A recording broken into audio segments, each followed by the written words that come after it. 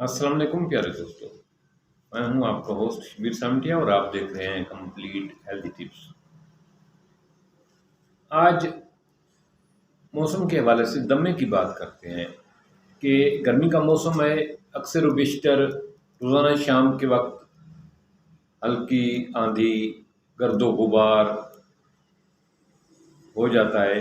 اس سے بہت سارے لوگوں کو سانس کا مسئلہ ہو جاتا ہے، دمے کا مسئلہ ہو جاتا ہے، گرد و غبار کی وجہ سے، موسم کی آلودگی کی وجہ سے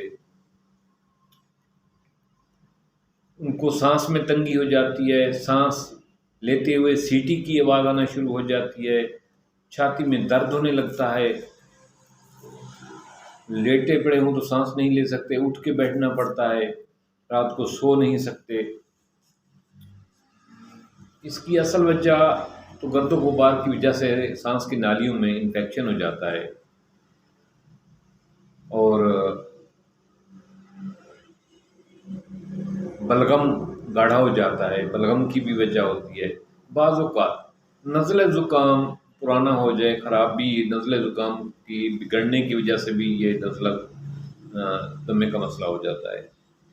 کچھ لوگوں کو یہ پیٹ کے کیڑوں کی وجہ سے بھی دمے کا مسئلہ ہوتا ہے، پیٹ کے کیڑے ہوں تو اس میں بھی دمے کا مسئلہ ہو جاتا ہے۔ کچھ لوگوں کو قبض کی وجہ سے بھی دمے کا مسئلہ ہو جاتا ہے، پیٹ کی خرابی کی وجہ سے بھی دمے کا مسئلہ ہو جاتا ہے، سانس کا مسئلہ ہو جاتا ہے۔ پیٹ میں گیس ہو تو جیسے چاول لوگ کھاتے ہیں ان کو گیس ہو جاتا ہے، ان کو بھی سانس کا مسئلہ، دمے کا مسئلہ ہو جاتا ہے۔ اسی طرح کچھ لوگوں کو چاول الرجی کرتے ہیں، اس سے بھی دمے کا مسئلہ ہو جاتا ہے۔ کچھ لوگوں کو فوڈ اسٹیٹ جو کاپیاں کراتے ہیں، فوڈ اسٹیٹ کے لیے جو سیاہی استعمال ہوتی ہے اس کی اسمیل جو ہے اس سے بھی کچھ لوگوں کو الرجی ہو جاتی ہے، دمہ ہو جاتا ہے۔ کچھ لوگوں کو پٹرول کی اسمیل جو ہے الرجی کرتی ہے، اس سے بھی دمہ ہو جاتا ہے۔ کچھ لوگوں کو خوشبو الرجی کرتی ہے، اس سے بھی ہو جاتا ہے دمہ۔ کچھ لوگوں کو گھر میں جو جھاڑو وغیرہ کرنے لگتے ہیں اس سے بھی دمہ ہو جاتا ہے۔ لیکن اس میں یہ تو عام ریزن ہے۔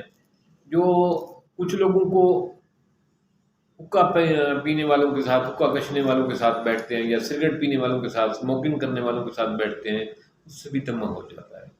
کچھ لوگ گھروں میں اپنے اس روم میں جس روم میں ان کی رہائش ہوتی ہے بلی وغیرہ پالتے ہیں، بلی وغیرہ سے بھی دمے کی بیماری پھیلتی ہے۔ کچھ لوگ پرندے اسی کمرے میں رکھے ہوتے ہیں، اس کمرے میں سو رہے ہوتے ہیں، اس سے بھی دمے کا مسئلہ ہو جاتا ہے۔ یہ بہت ساری چیزیں ہیں جس سے دمہ کا مسئلہ ہوتا ہے۔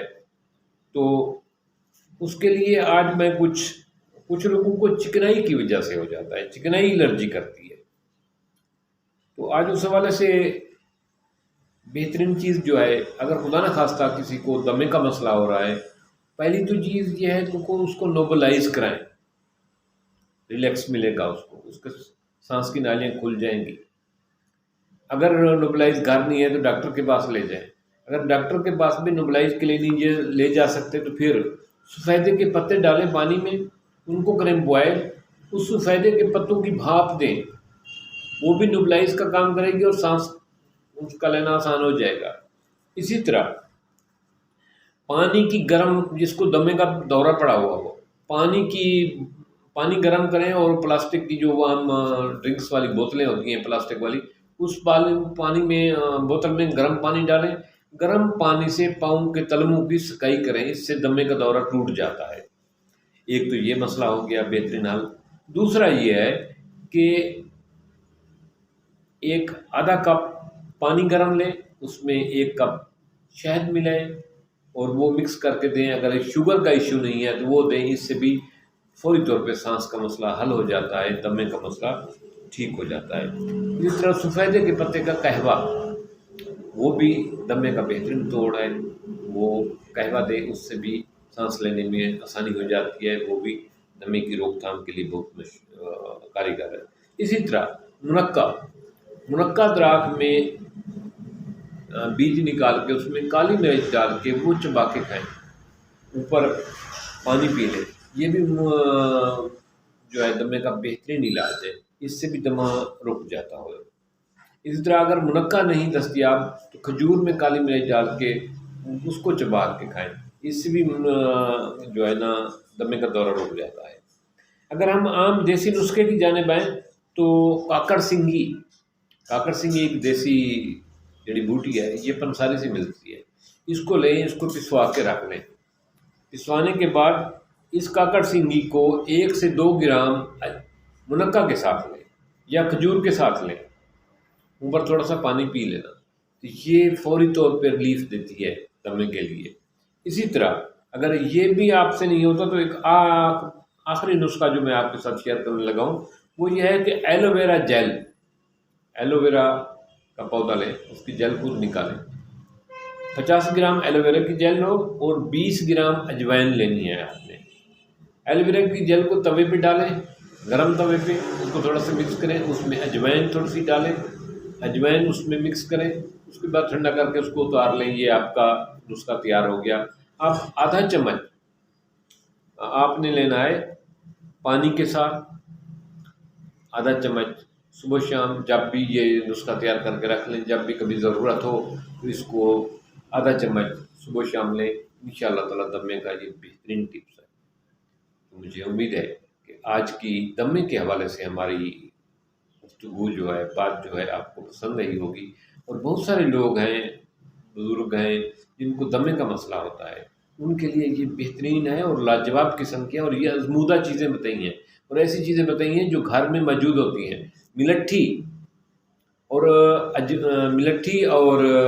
اس میں آپ ڈالیں جناب دال چینی اور ملٹھی کا قہوہ جو ہے نا وہ دمے کے لیے بہت مفید ہے۔ اس میں مٹھاس کے لیے چینی کے بجائے شہد ملا لیں، یہ قہوہ بھی دمے کے لیے بہت مفید ہے۔ اسی طرح سفیدے کے پتوں کا قہوہ بھی دمے کے لیے بہت مفید ہے، تو اس کو استعمال کریں، انشاءاللہ تعالی اللہ پاک آپ کو تندرستی دے گا۔ یہ تمام ٹپس جو بتائے ہیں یہ ہر آدمی پہ فٹ نہیں آتے، کسی کو کوئی چیز اثر کرتی ہے، کسی کو کوئی چیز اثر کرتی ہے، اس لیے زیادہ چیزیں بتاتا ہوں کہ جو چیز آپ کے لیے مناسب ہو آپ وہ استعمال کریں، جو چیز آپ کے لیے آسانی سے دستیاب ہو وہ استعمال کریں، اور اس ویڈیو کو، اس بات کو دوسرے لوگوں تک پہنچانا، کیونکہ گرمیوں کے موسم میں اکثر بزرگوں کے ساتھ، اکثر لوگوں کے ساتھ یہ گرد و غبار کی وجہ سے، آلودگی کی وجہ سے سانس کا مسئلہ ہوا رہتا ہے، دمے کا مسئلہ ہوتا ہے۔